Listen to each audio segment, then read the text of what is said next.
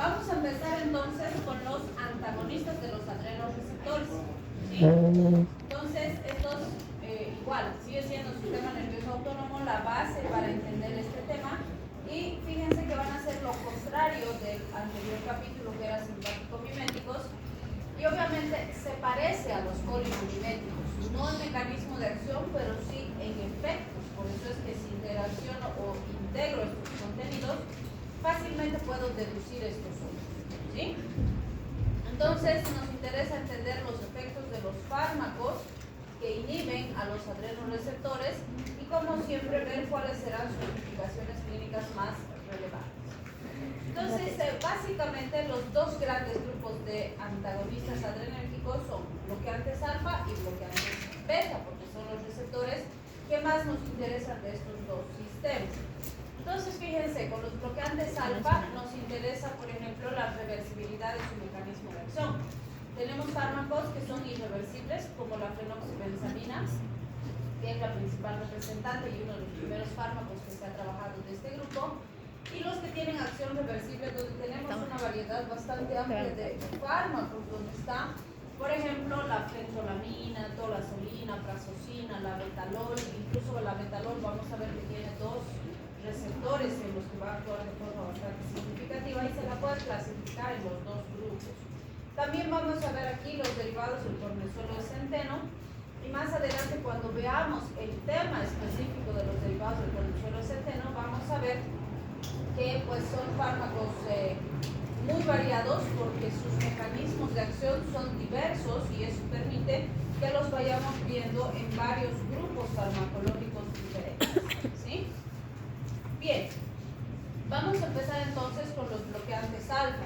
Siempre les digo, podrías deducir todo lo que le puede pasar a un paciente cuando tiene un efecto bloqueante alfa, justamente porque pues vamos a tener lo contrario de la estimulación alfa. Y donde más distribución de receptores alfa tenemos es el sistema cardiovascular. Entonces, ahí vamos a tener la mayoría de los efectos, si quieren, ¿no? Lo principal va a ser disminución de la resistencia periférica, disminución de la presión arterial, hipotensión postural con taquicardia refleja por esa bajada de la presión arterial, y puede producirse un aumento compensatorio del volumen sanguíneo por la taquicardia refleja. Pero no se olviden que hemos dicho y hemos repetido que la taquicardia refleja está relacionada, o bueno, va a ser breve y transitorio, o si quieren, leve y transitorio. Normalmente después de un periodo corto de tiempo se va a estabilizar y lo que va a predominar es el descenso de la presión arterial. Entre otros efectos significativos y que vamos a ver que los podemos aplicar también serán la miosis, la congestión nasal. Acuérdense que los estimulantes alfa hemos dicho que son anticongestivos, entonces estos van a tener el efecto opuesto, y van a congestionar al paciente. Y por supuesto vamos a tener una disminución de la resistencia al flujo urinario, vale decir, van a facilitar la micción. Por eso, como les decía, algunos elementos también los podemos relacionar al parasimpático. Entonces, fíjense, tenemos la fenoxibenzamina, que es uno de los fármacos importantes porque tiene acción alfa 1 y alfa 2, vale decir, no es selectiva, pero además eso determina que su efecto sea muy potente, y como es irreversible, entonces su efecto va a ser duradero y va a activar taquicardia refleja. ¿Por qué? Porque estamos bajando de forma brusca la presión arterial. Bloqueo los receptores alfa, baja la presión arterial. ¿Qué ocurre? Una taquicardia refleja como respuesta compensatoria. Pero no se olviden que estas respuestas compensatorias, como otra vez insisto, acabamos de decir, son leves y transitorias. Después se va a instaurar nomás el descenso de la presión arterial.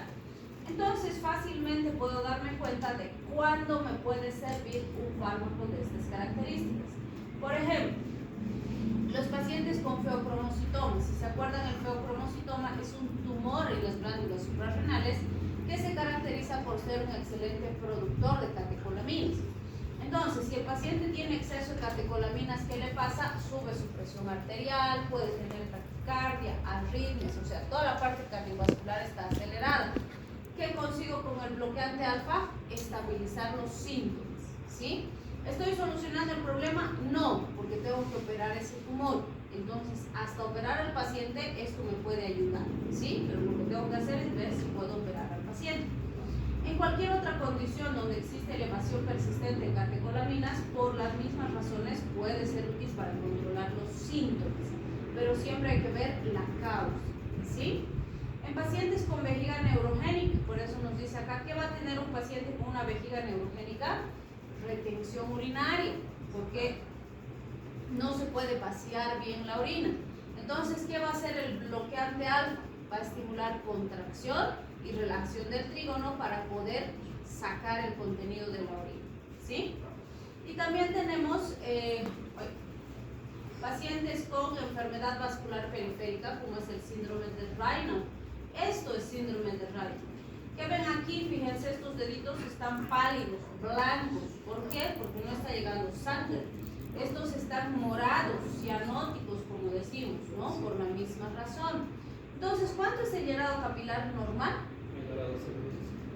Entonces es rapidísimo, ¿no es cierto? A este paciente ustedes le apretan y 5, 10, 15, 20 minutos después sigue tal cual, ¿sí?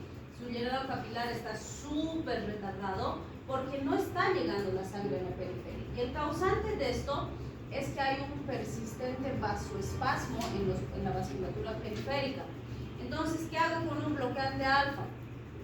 Relajo los vasos sanguíneos, mejoro la perfusión de los tejidos periféricos y se estabiliza el paciente, ¿sí? Si yo no hago nada, este paciente, ¿qué le va a pasar? Estos deditos que no están recibiendo sangre y oxígeno se van a empezar a necrosar y voy a tener que amputar, ¿sí? Muy bien.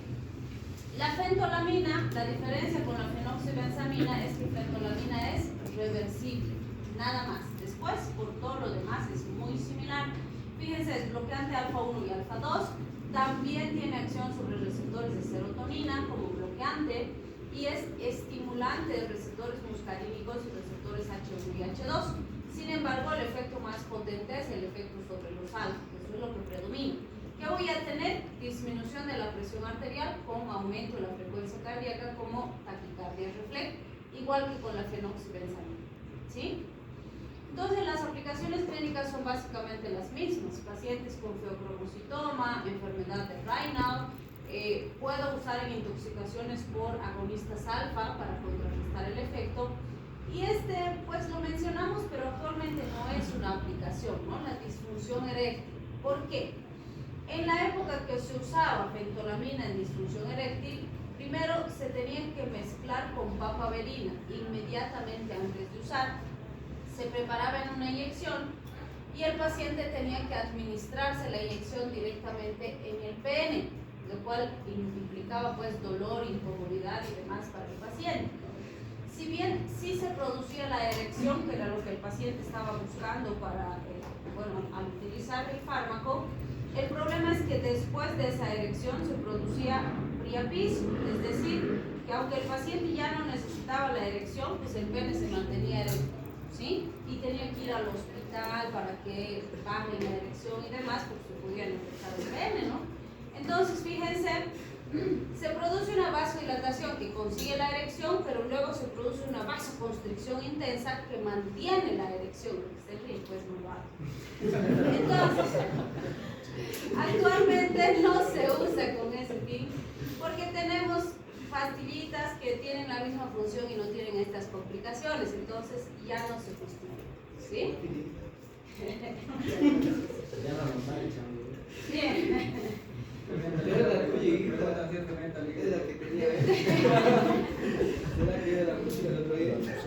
Ok, luego se comparte su información. Entonces, fíjense, este grupo, prazosina, doxazosina, terazosina, podríamos decir que actualmente es uno de los grupos más usados, porque es más selectivo. Entonces, fíjense, bloquea alfa 1, pero ya no tiene acción alfa 2. Y eso hace que sea igual de potente que los anteriores, pero no es tan intenso el descenso de la presión y por lo tanto no produce taquicardia refleja, es mejor tolerado. Entonces, si mi pacientito con la taquicardia refleja se descompensa, esto es más seguro, ¿sí?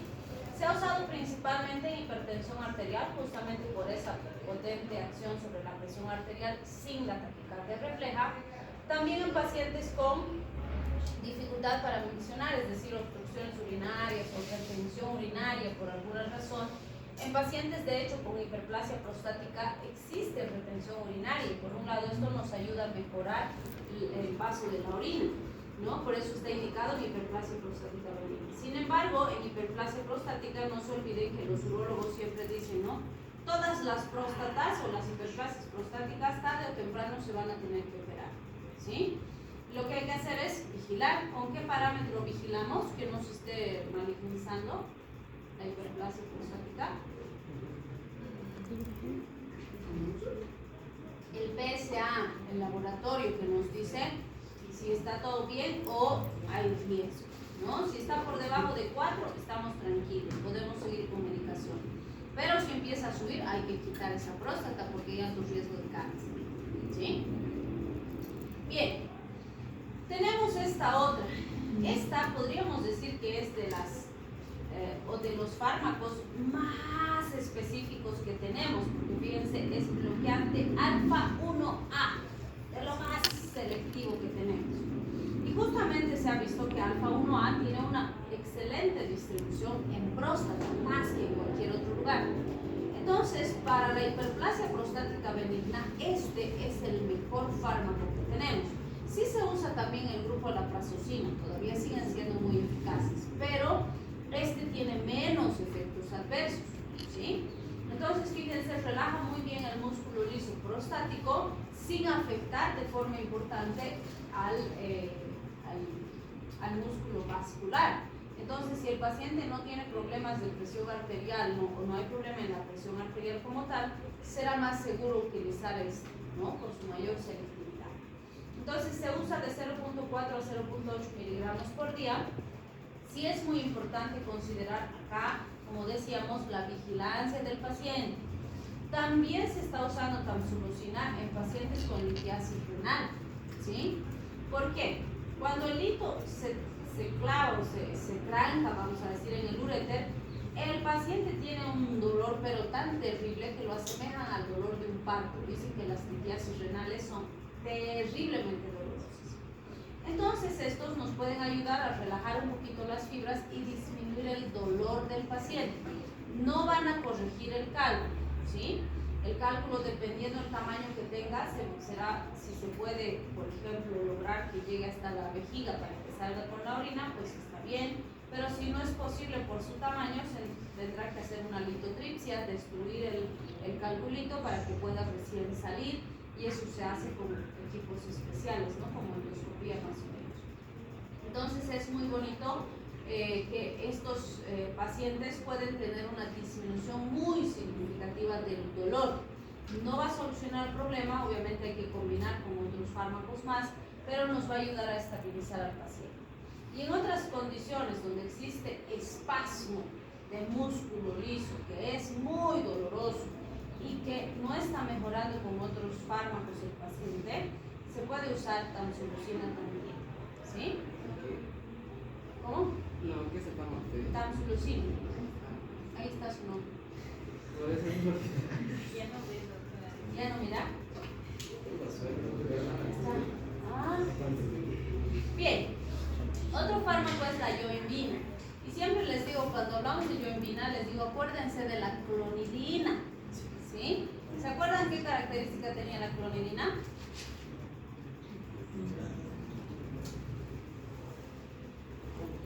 Era simpático mimético y simpático lítico. ¿Se acuerdan? Tenía las dos características, dependiendo si veíamos su mecanismo de acción o su efecto. Entonces la yohimbina es igual, pero es bloqueante. Entonces fíjense, es simpático lítico por su mecanismo de acción, porque es bloqueante alfa 2, pero resulta que a nivel periférico más bien estimula la liberación de catecolaminas y eso hace que aumente la presión arterial y la frecuencia cardíaca. Entonces fíjense, el efecto es simpático mimético. Entonces aquí, simpático lítico por el mecanismo de acción, simpático mimético por el efecto. Y como el efecto es lo que determina cuándo usamos, se usa principalmente en pacientes con hipotensión. Se ha usado en algún momento en disfunción eréctil, pero no es algo que se recomiende actualmente, ¿no? Principalmente se usa en hipotensión. Entonces, acuérdense, yohimbina y clonidina tienen características similares, pero en sus grupos farmacológicos. Podríamos decir que son contrarias, pero se parecen en esa característica, que son duales. El labetalol, vamos a ver que es bloqueante beta y bloqueante alfa. Entonces hay la polémica, algunos autores dicen, es bloqueante alfa, y otros dicen, no, es bloqueante beta. Pero tiene los dos efectos. Y de hecho, el efecto predominante es el bloqueo beta más que el efecto alfa. Pero los dos se sinergizan. ¿Por qué? El bloqueo beta, ¿qué va a hacer? Va a hacer que el corazón baje su fuerza, su frecuencia de contracción. Y el bloqueo alfa va a hacer que baje la presión arterial. Entonces, cuando baja la presión arterial por el efecto bloqueante alfa, la tendencia es taquicardia refleja. Pero como este también bloquea beta, entonces no va a haber taquicardia refleja. ¿Sí? Así que también es una excelente alternativa cuando tengo pacientes con hipertensión y no quiero que aparezca taquicardia refleja cuando estoy usando el fármaco. ¿Sí? Bien, los beta bloqueantes, siempre les digo, son un grupo muy particular, porque vamos a ver que existen varios elementos.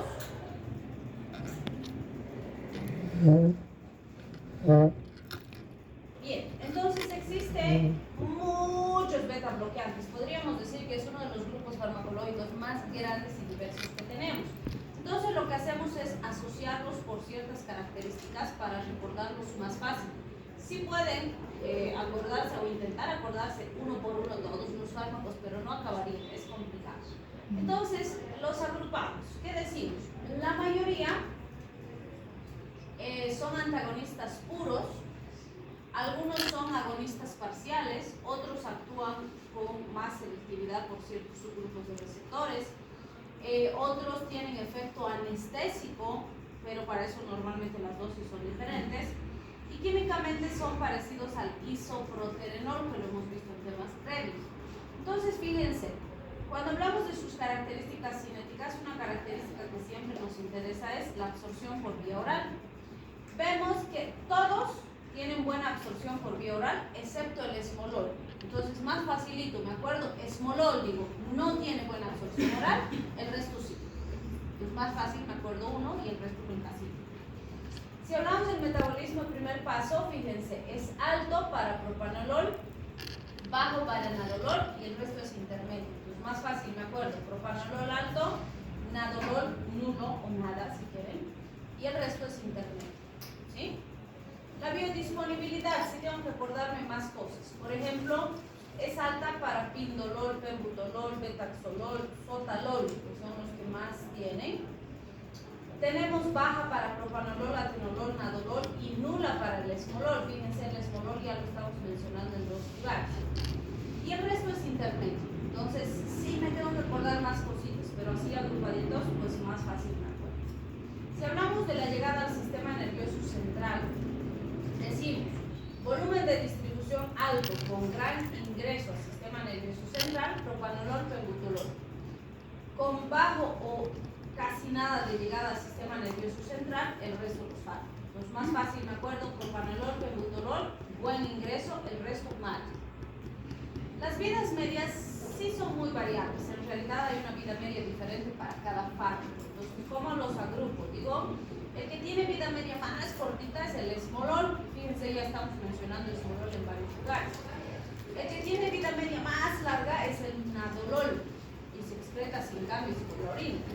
Y el resto están en vidas medias entre 3 y 10 horas. Es variable, para cada fármaco es diferente, pero la mayoría está cercano a estos dos parámetros. ¿Sí?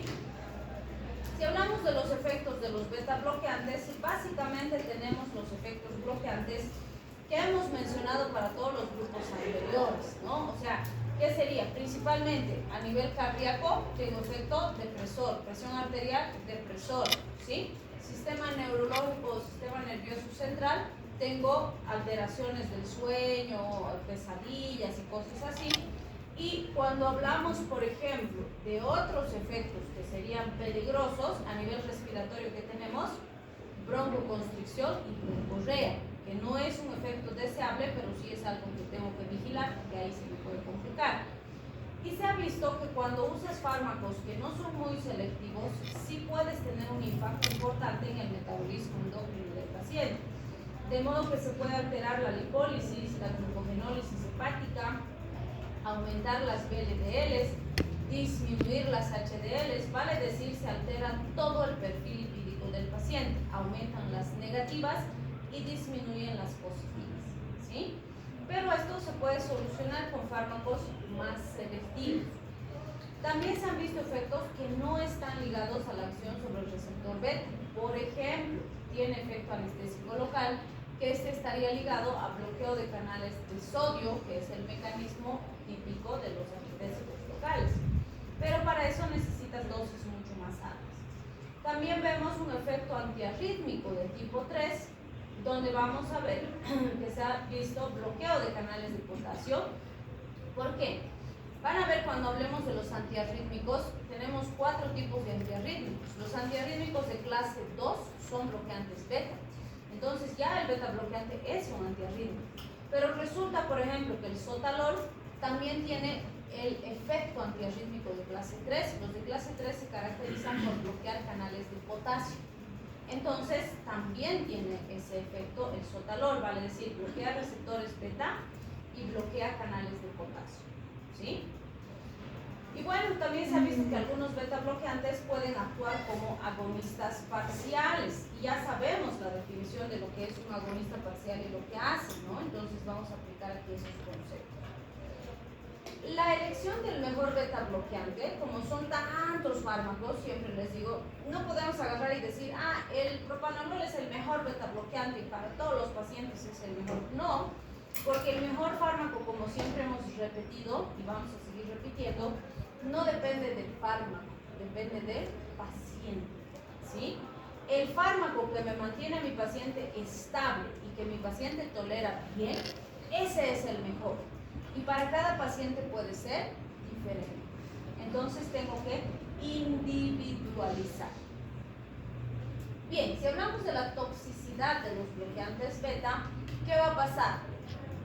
Lo que hemos visto con los estimulantes pues beta, ¿no? Porque el paciente se va, lo que hemos visto con los bloqueantes beta, pero en exceso, ¿sí? Exagerado, por decirlo así. Entonces se ha descrito con el propanolol, que es uno de los beta bloqueantes más usados.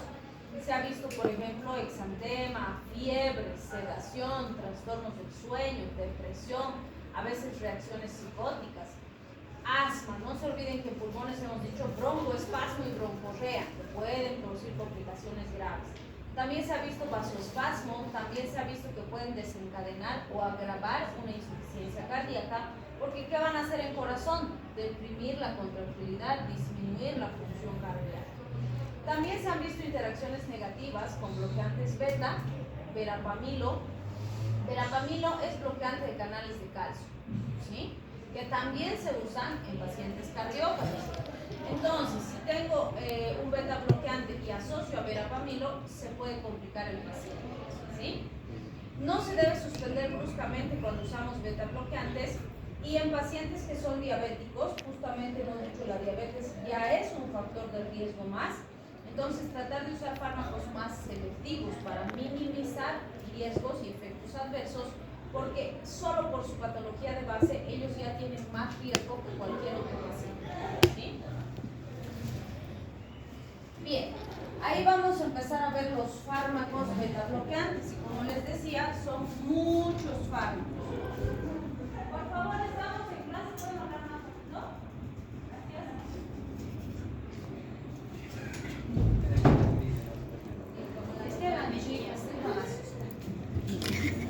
Bien, entonces fíjense, propanolol, nadolol, timolol es uno de los grupos que vamos a ver. No son los únicos fármacos que hay en ese grupo, hay más fármacos, ¿no? Pero vamos a mencionarlos estos. Y las dosis que tenemos ahí son de propanolol. Entonces estos son bloqueantes beta no selectivos, vale decir, bloquean todos los receptores beta. Y fíjense, se puede usar es de 10 hasta 80 miligramos cada 6 horas. ¿Por qué hay una variación tan grande en sus dosis? Porque depende para qué estamos usando. ¿Qué es lo que van a producir? Bajan presión arterial, frecuencia cardíaca, disminuyen la liberación de renina. Esta disminución de la conversión de T4 en T3, si se acuerdan, hemos visto cuando hablábamos de hormonas tiroideas, solamente se produce con el propanolol, no con cualquier beta bloqueante, ¿sí? Y obviamente aporta un poquitito porque sí se usan los beta bloqueantes en las tirotoxicosis o tormentas tiroideas cuando tenemos pacientes con hipertiroidismo descompensado para controlar los síntomas. Lo que hacen los beta bloqueantes es controlar los síntomas. Pero si usamos propanolol específicamente, ese sí va a tener un pequeñito impacto en la producción de hormonas tiroideas, ¿sí? Bien, el efecto broncoconstrictor. ¿En quiénes queremos ese efecto de broncoconstricción? En nadie hemos dicho, ¿no es cierto? No es un efecto deseable, no es un efecto terapéutico, pero siempre lo mencionamos porque es un efecto de riesgo que siempre debemos considerar. Si mi paciente es asmático, si tiene COVID, si tiene algún problema respiratorio, tengo que considerar con mucho cuidado si pienso usar beta bloqueantes, porque se me puede descompensar la parte respiratoria, ¿sí? Bien, y esa disminución de la producción del humor acuoso disminuye la presión intraocular, por eso es que también puedo usar en glaucoma. Entonces, fíjense, si sé estos efectos, facilito me doy cuenta cuándo puedo usar. ¿Cuándo me sirve? Pacientes con hipertensión, por supuesto. Pacientes con angina de pecho, sí. Pacientes con migrañas, se está probando con resultados interesantes por el efecto que tiene a nivel central, ¿sí? El hipertiroidismo, ya lo dijimos, es más sintomático. Y en glaucoma, porque me va a ayudar a bajar la presión intraocular, ¿sí? Bien, este otro grupo, metoprolol, atenolol, alprenolol, betaxolol, nebilbolol, y hay varios otros más del grupo. Las dosis son del metoprolol, de 25 hasta 400 miligramos día en una o dos dosis. Fíjense, igual su rango es bien grande. ¿Por qué? Porque depende para qué voy a estar utilizando. Fíjense que estos son bloqueantes beta 1 más que beta 2. ¿Qué quiere decir? Son preferenciales beta 1, ¿sí? Entonces, ¿qué implica esto? Hemos dicho que cuando es más selectivo beta 1 está ligado a los efectos terapéuticos y beta 2 más a las complicaciones respiratorias. Entonces, estos fármacos, por esa selectividad del receptor que tienen, son más eficaces básicamente en las mismas aplicaciones que hemos visto en la anterior, pero con menos riesgo pulmonar. Por eso me dicen, si tienes un paciente, por ejemplo, que tiene asma y además infarto agudo de miocardio, o que tiene EPOC y además es cardiópata, o que tiene asma y tiene o que es hipertensión, o además tiene EPOC y tiene arritmia, o sea, cuando hay riesgo respiratorio, estos son más seguros, ¿sí? También en pacientes con diabetes. ¿Por qué? Porque hemos dicho que con los diabéticos, mientras más selectivo, menos alteración metabólica, ¿sí? Y también en pacientes con enfermedades vasculares periféricas puede ser bastante útil. Bien, otro fármaco dentro de este grupo es la butoxamina. Esta el libro siempre nos menciona, pero nos menciona más para que sepamos el hecho histórico de la butoxamina. ¿Por qué? Porque butoxamina es beta 2 más que beta 1, o sea, es preferencial beta 2. ¿Cuál sería el beneficio de que un fármaco sea preferencial beta 2?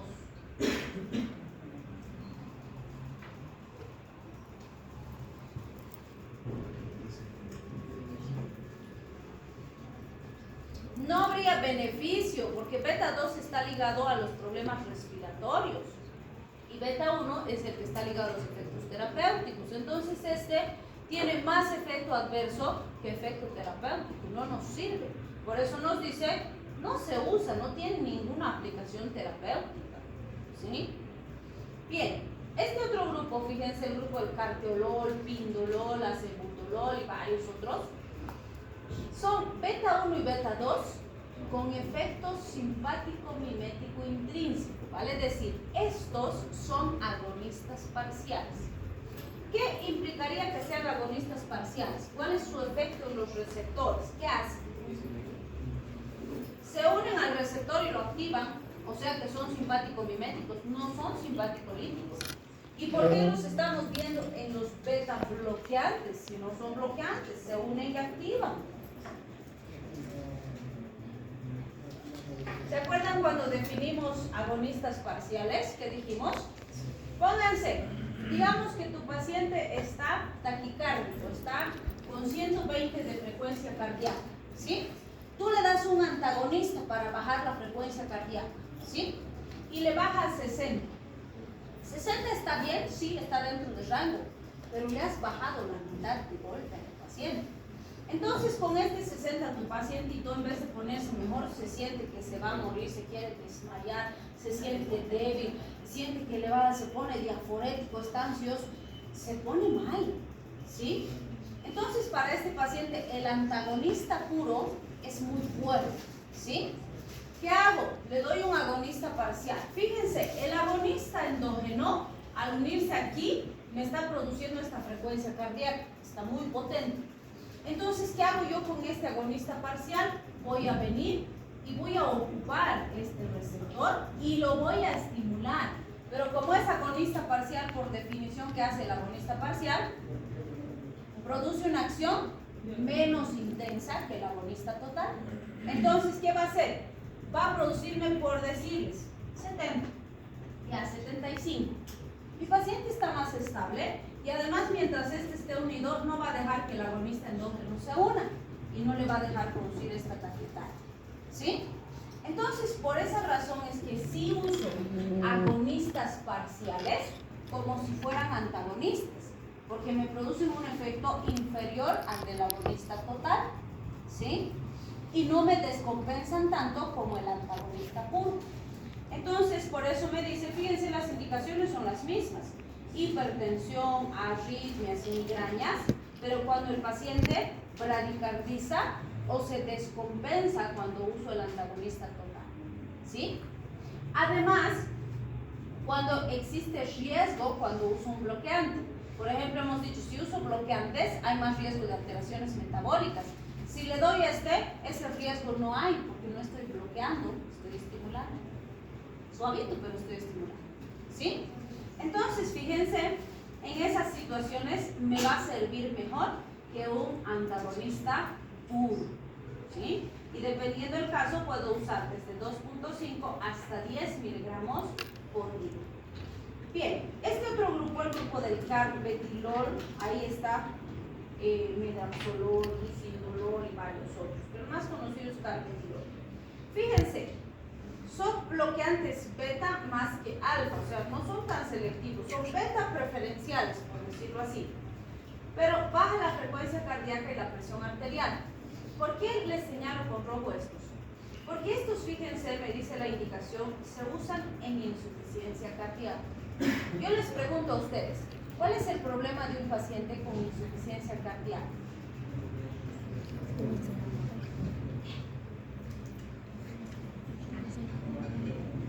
¿Qué le pasa?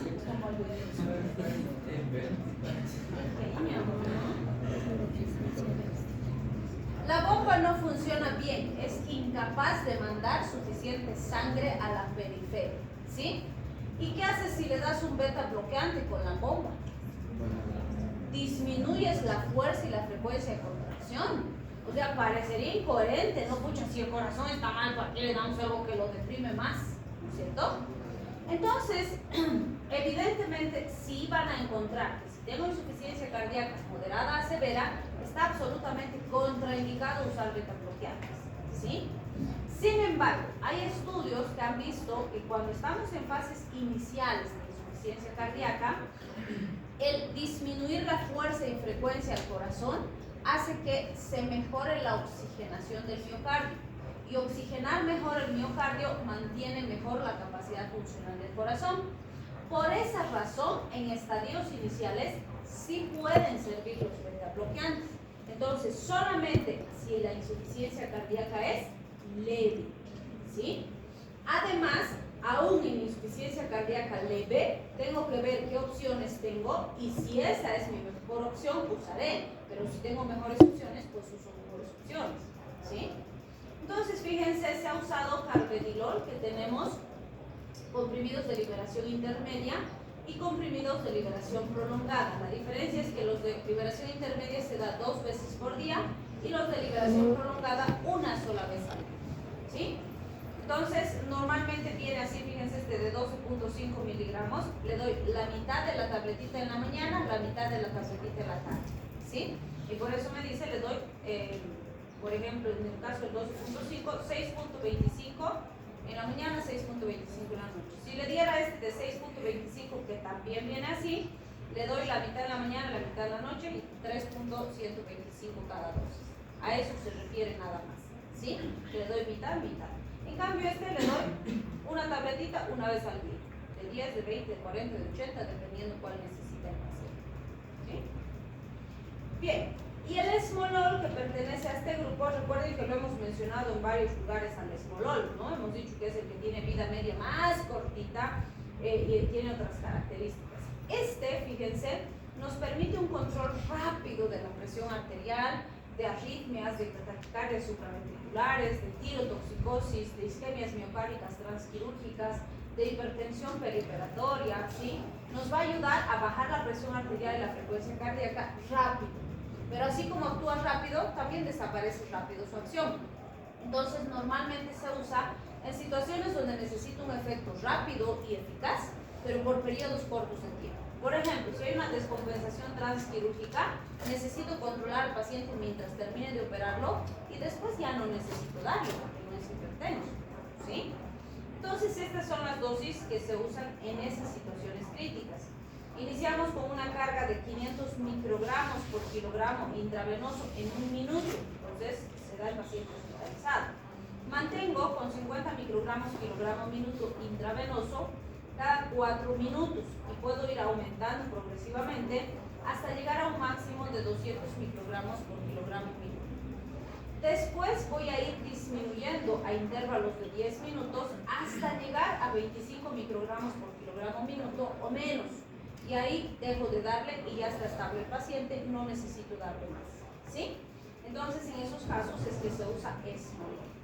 Y finalmente la metirosina, fíjense, es bloqueante de la tirosina hidroxilasa. Si se acuerdan, autónomo, dijimos que la tirosina hidroxilasa se usa, o bueno, es la enzima que permite la síntesis de catecolaminas, dopamina, adrenalina, noradrenalina.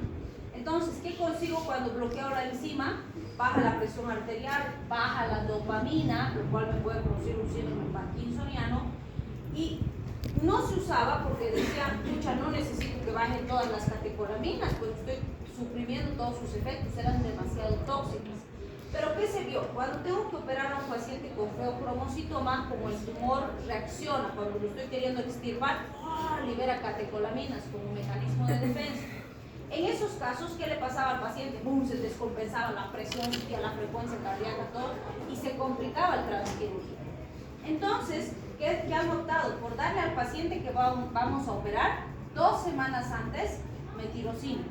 ¿Qué hacía eso? Que se agoten las catecolaminas, la dopamina, y cuando lo operaba, aunque libere todo lo que tiene, era poquito. Entonces el paciente no se desestabilizaba tanto. Y después de extirpar el tumor, ya dejábamos que normalice su síntesis de catecolaminas. ¿Sí? Entonces esa es la principal aplicación de metirosina. Bien.